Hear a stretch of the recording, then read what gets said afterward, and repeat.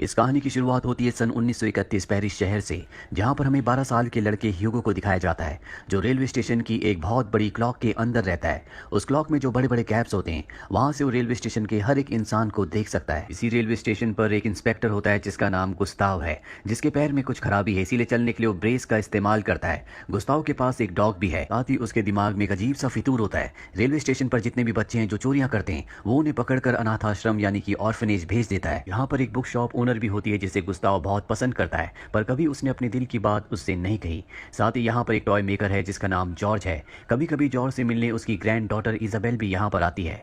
Station के ऊपर जो बहुत बड़ी क्लॉक है, वहां से ह्यूगो सब कुछ देखता रहता है, पर वो ध्यान रखता है कि वो गुस्ताव से बच कर रहे, क्योंकि वो ऑर्फनेज नहीं जाना चाहता। अब यहाँ पर जो टॉय मेकर होते हैं जिनका नाम जॉर्ज है, कुछ दिनों से उनकी शॉप में चोरियां हो रही होती है, इसीलिए वो परेशान होते हैं। इसी परेशानी में वो अपने चाबी वाले रैट को अपने काउंटर के ऊपर चला रहे होते हैं, और ऐसा करते करते उन्हें नींद आ जाती है। ह्यूगो ऊपर से सब कुछ देख रहा होता है, उसे वो रैट बहुत पसंद आता है, इसीलिए वो मौके का फायदा उठाकर रैट को चुराना चाहता है। लेकिन ये मिस्टर जॉर्ज की एक चाल होती है। वो ह्यूगो का हाथ पकड़ लेते हैं और कहते हैं कि आज तक तुमने जितनी भी चीजें मेरी दुकान से, शॉप से चुराई हैं, वो सब की सब वापस दो। ह्यूगो की जेब में जितनी भी चीजें होती हैं, वो सब की सब वापस रख देता है। ये सब के सब क्लॉक के पार्ट्स होते हैं। साथ ही उसके पास एक नोटबुक भी होती है, और जब मिस्टर जॉर्ज उस नोटबुक को देखते हैं तो उसमें क्लॉक के बहुत सारे पार्ट्स बने होते हैं, जिन्हें देखकर वो इंप्रेस हो जाते हैं। साथ ही इसमें एक स्केच भी होता है जो कि ऑटोमेटन का होता है। ऑटोमेटन इंसान के द्वारा बनाई गई एक रोबोटिक मशीन होती है। मिस्टर जॉर्ज ह्यूगो से पूछते हैं कि तुमने इस नोटबुक को कहां से चुराया है। ह्यूगो कहता है कि मैंने इसे चुराया नहीं है, बल्कि अपने पिता के साथ बनाया था। मिस्टर जॉर्ज कहते हैं कि तुम एक चोर हो। ह्यूगो उनसे अपनी नोटबुक छीनने की कोशिश करता है, लेकिन तभी इंस्पेक्टर उसे देख लेता है, और अब इंस्पेक्टर गुस्ताव अपने डॉग के साथ उसका पीछा करना शुरू कर देता है। ह्यूगो भागकर प्लेटफॉर्म की सीलिंग पर चढ़ जाता है, और गुस्ताव के पैर के जो ब्रेस होते हैं वो ट्रेन के दरवाजे के साथ अटक जाते हैं, इसीलिए गुस्ताव वहीं पर गिर जाता है। ह्यूगो वापस क्लॉक में आ चुका है, जहां पर वो क्लॉक को चाबी देता है, जिससे क्लॉक लगातार चलती रहती है, और एक बार फिर से क्लॉक के बीच में जो होल्स होते हैं, जो गैप है, उससे वो पूरे स्टेशन को देखना शुरू कर देता है। अब रात होने के बाद मिस्टर जॉर्ज जब अपने स्टोर को बंद करके घर जा रहे होते हैं तो ह्यूगो उनका पीछा करना शुरू कर देता है। मिस्टर जॉर्ज उसे कहते हैं कि मैं तुम्हारी नोटबुक को जला दूंगा, और अपने घर के अंदर चले जाते हैं। वहीं ह्यूगो विंडो पर देखता है जहां पर एक लड़की होती है जिसका नाम इजाबेल है।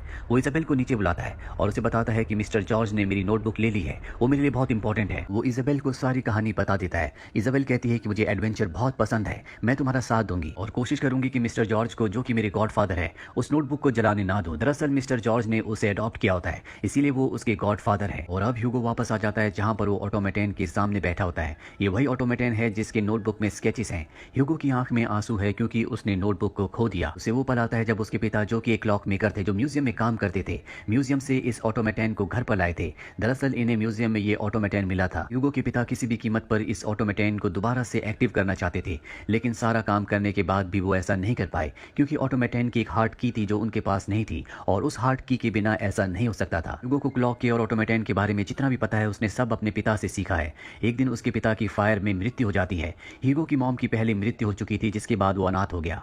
वो अपने अंकल क्लाउड के पास आ गया, जो कि इसी क्लॉक में काम किया करते थे जिस क्लॉक में अब ह्यूगो रहता है। यहाँ पर एक क्लॉक रूम भी है जहाँ पर ह्यूगो के अंकल रहा करते थे, इसीलिए ह्यूगो को अपने साथ वो इस क्लॉक रूम में ले आए। ह्यूगो अपने ऑटोमेटन को भी यहाँ पर ले आया था। ह्यूगो के अंकल ने कभी उसे स्कूल नहीं भेजा, क्योंकि वो चाहते थे कि वो उनके बदले काम करे, और एक दिन अचानक से वो गायब हो गए, और तब से लेकर अब तक ह्यूगो अपने अंकल के बदले इस क्लॉक को चला रहा है। इस बारे में किसी को नहीं पता कि 12 साल का ये बच्चा इस क्लॉक के अंदर रहता है। सबको ये लगता है कि ह्यूगो के अंकल इस क्लॉक को चलाते हैं। ह्यूगो खाने के लिए स्टेशन से चीजें चुराता है, और साथ ही इस बात का ध्यान रखता है कि उसे इंस्पेक्टर गुस्ताव से बचकर रहना है। अगले दिन ह्यूगो मिस्टर जॉर्ज के पास जाता और अपनी नोटबुक मांगता है। वो उसे एक हैंकरचीफ देते हैं जिसके अंदर राख होती है, और कहते हैं कि मैंने तुम्हारी नोटबुक जला दी। ह्यूगो को ये जानकर बहुत दुख होता है, और वो रोते हुए वहां से भागने लगता है। तभी उसकी मुलाकात इजाबेल से होती है। इजाबेल कहती है कि मैंने सब कुछ देख लिया, मिस्टर जॉर्ज ने तुम्हारी नोटबुक नहीं जलाई, वो झूठ बोल रहे हैं। ह्यूगो को जानकर खुशी होती है। वो एक बार फिर से मिस्टर जॉर्ज के पास जाता और अपनी नोटबुक मांगता है। मिस्टर जॉर्ज कहते हैं कि मैं तुम्हारी नोटबुक दे दूंगा, पर सबसे पहले तुम्हें एक टॉय को ठीक करना होगा। ह्यूगो उस टॉय को पहले से बेहतर बनाकर ठीक करके उन्हें दे देता है, जो देखकर मिस्टर जॉर्ज उससे इंप्रेस हो जाते हैं और कहते हैं कि अगर तुम मेरे लिए काम करोगे, मुझे तुम्हारा काम अच्छा लगा,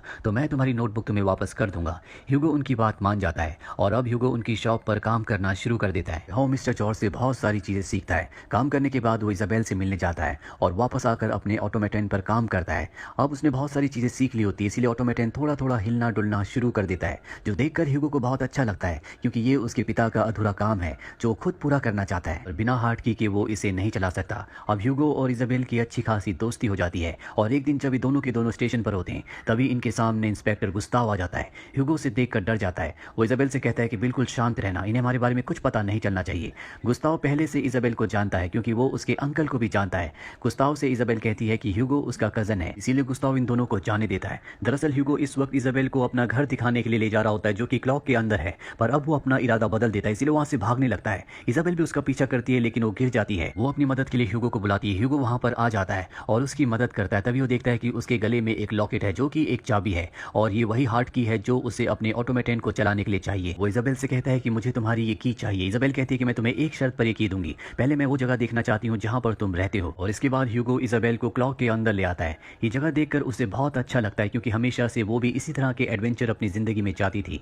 यहाँ पर ऑटोमेटन भी होता है जिस पर वो इजाबेल की लगाता है और वो पूरी तरह से एक्टिवेट हो जाता है। एक्टिवेट होने के बाद उसके हाथ में जो पेन होता है उससे वो एक स्केच को ड्रॉ करता है जिसमें वो एक मून बनाता है जिस पर ब्लड जा रही होती है और स्केच के अंत में वो नाम लिखता है जॉर्ज मेलिस का, जो कि इजाबेल के गॉडफादर हैं। ये दोनों के दोनों हैरान होते हैं कि उन्होंने इजाबेल के गॉडफादर यानी कि इजाबेल के अंकल का नाम यहाँ पर क्यों लिखा। इस रहस्य से पर्दा उठाने के लिए दोनों के दोनों इजाबेल के अंकल के घर जाते हैं जहाँ पर इजाबेल की आंट होती है। ये वो स्केच को जो कि मशीन ने बनाया होता है इजाबेल की आंट को दिखाते हैं, जो देखकर वो पूरी तरह से हैरान हो जाती है और इन दोनों से पूछते हैं कि ये स्केच तुम्हें कहाँ से मिला।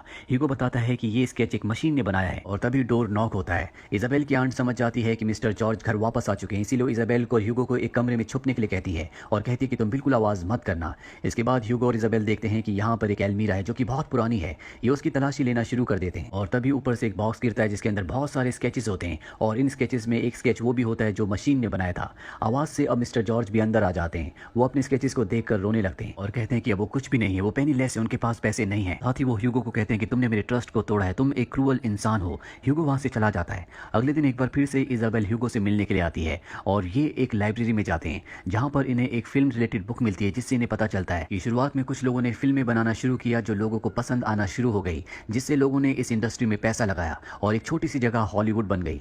इस बुक को जब वो आगे देखते हैं तो वहां पर इन्हें वो फोटो भी मिलती है जो मशीन ने यानी कि ऑटोमेटन ने बनाई थी, जिसे देखकर जॉर्ज पूरी तरह से हताश हो गए थे। और उस फोटो के नीचे भी जॉर्ज मेलिस का नाम लिखा होता है। लिखा होता है कि वो उन शुरुआती निर्माताओं में से एक थे जिन्होंने हॉलीवुड की रचना की, जिन्होंने फिल्में बनाई, पर बाद में उनकी दुखद मृत्यु हो गई। अब ये पढ़ी रहे होते हैं कि पीछे से एक आदमी आ जाता है जो इन दोनों बच्चों से पूछता है क्या आपको मिस्टर जॉर्ज पर दिलचस्पी है। ये दोनों से देखते हैं और समझ जाते हैं कि इस बुक का जो राइटर है वो यही इंसान है। इजाबेला उसे बताती है कि जॉर्ज मेलिस अब भी जिंदा है, वो मेरे अंकल है, उन्होंने मुझे गोद लिया था। वो ऑथर उनकी बात पर हंसने लगता है। वो कहता है कि ऐसा नहीं होता और इन दोनों को एक कमरे में ले जाता है जहां पर मिस्टर जॉर्ज की बहुत सारी फोटोज और उनकी चीजें होती हैं। ऑथर इन दोनों को बताता है कि मैं मिस्टर जॉर्ज से मिल चुका हूं। जब मैं छोटा था तो मेरा भाई उनके पास काम किया करता था और एक दिन वो मुझे उनसे मिलवाने के लिए ले गया था। जब मैं उनके स्टूडियो गया तो वहां पर बहुत बड़ा सेट लगा था जो पूरी तरह से कांच के एक रूम के अंदर था। वहां पर वो इल्यूजन क्रिएट कर रहे थे, यानी कि उस जमाने में वो ऐसी फिल्में बनाते थे जो कि उस वक्त की टेक्नोलॉजी से करना बहुत मुश्किल था। वो अपनी फिल्मों में एक्ट भी किया करते थे और मैं उनसे मिला था। मैं उस मुलाकात को कभी नहीं भूल पाया।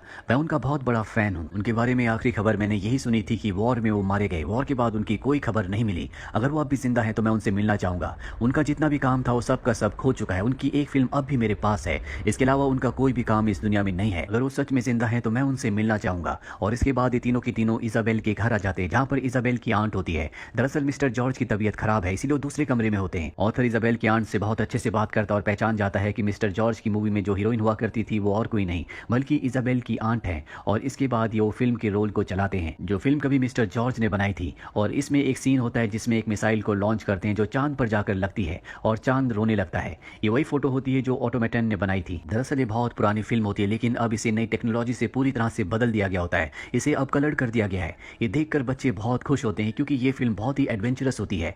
जब ये फिल्म चल रही होती है तभी मिस्टर जॉर्ज भी इस कमरे में आ जाते हैं। वो अपनी ही बनाई हुई फिल्म को देखकर अपनी अतीत की जिंदगी में खो जाते हैं और सबको बताते हैं कि अपनी जिंदगी के शुरुआती दिनों में वो एक मैजिशियन थे, साथ ही वो मशीन्स भी बनाया करते थे और जो मशीन इस वक्त ह्यूगो के पास है यानी कि ऑटोमेटन, वो भी उन्होंने ही बनाई थी। मिस्टर जॉर्ज बताते हैं कि एक बार मैं सर्कस देखने के लिए गया था जहां पर प्रोजेक्टर से मैंने एक सीन देखा था जिसमें ट्रेन चल रही थी। उसे देखकर मैं पूरी तरह से हैरान हो गया। इसके बाद मैंने फिल्में बनाने का तय किया। मैंने अपना सब कुछ बेच दिया, एक कैमरा बनाया और स्टूडियो खरीदा जहां मैंने इल्यूजन से भरी हुई फिल्में बनाई जिसने लोगों को पूरी दुनिया को चौंका दिया। मैंने अपनी वाइफ के साथ 500 फिल्में बनाई। मेरी जिंदगी में सब कुछ अच्छा चल रहा था, पर तब वर्ल्ड वॉर शुरू हो गया और लोगों की फिल्मों में दिलचस्पी पूरी तरह से खत्म हो गई, जिससे मेरा बहुत नुकसान हुआ। मैं पूरी तरह से बर्बाद और हताश हो गया। मैंने अपनी सारी फिल्मों को, अपने स्टूडियो को जला दिया। जो कुछ मेरे पास बचा था उसे बेचकर मैंने स्टेशन में एक शॉप खरीद ली और जो ऑटोमेटन मैंने बनाया था एक म्यूजियम में डोनेट कर दिया। लेकिन अभी कुछ वक्त पहले वहां पर एक हादसा हुआ था जिसमें वो पूरी तरह से खत्म हो गया। ये उसी हादसे की बात कर रहे होते हैं जिस हादसे में ह्यूगो के पिता की मृत्यु हुई थी।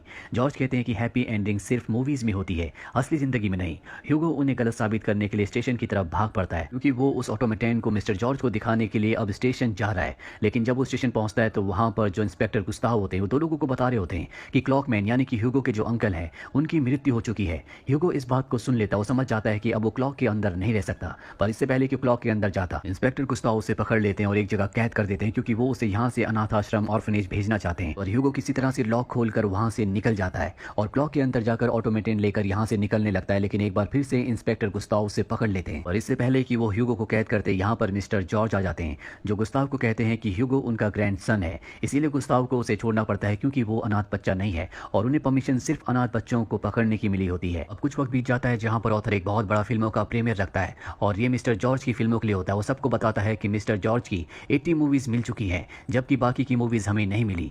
इसके बाद मिस्टर जॉर्ज आते हैं, सब उनका स्वागत करते हैं क्योंकि उन्हें पहले से सब जानते हैं और अब मिस्टर जॉर्ज की फिल्में चलाई जाती है जो कि उस वक्त के हिसाब से बहुत ज्यादा क्रिएटिव होती है। सभी को फिल्में बहुत अच्छी लगती है। फिल्में खत्म होने के बाद सब मिस्टर जॉर्ज का और उनकी वाइफ का ऑटोग्राफ लेते हैं और उन्हें और भी फिल्में बनाने के लिए ऑफर देते हैं। इससे मिस्टर जॉर्ज को बहुत खुशी होती है। ह्यूगो को भी अपना नया परिवार मिल चुका है जो कि मिस्टर जॉर्ज का है। मिस्टर जॉर्ज ने उसे अपने साथ रखने का फैसला कर लिया है। इजाबेल अब एक कहानी लिखना शुरू करती है जो कि ह्यूगो की जिंदगी के ऊपर होती है और इसी के साथ ये फिल्म, ये कहानी यहीं पर खत्म हो जाती है। उम्मीद करते हैं कि ये कहानी आपको पसंद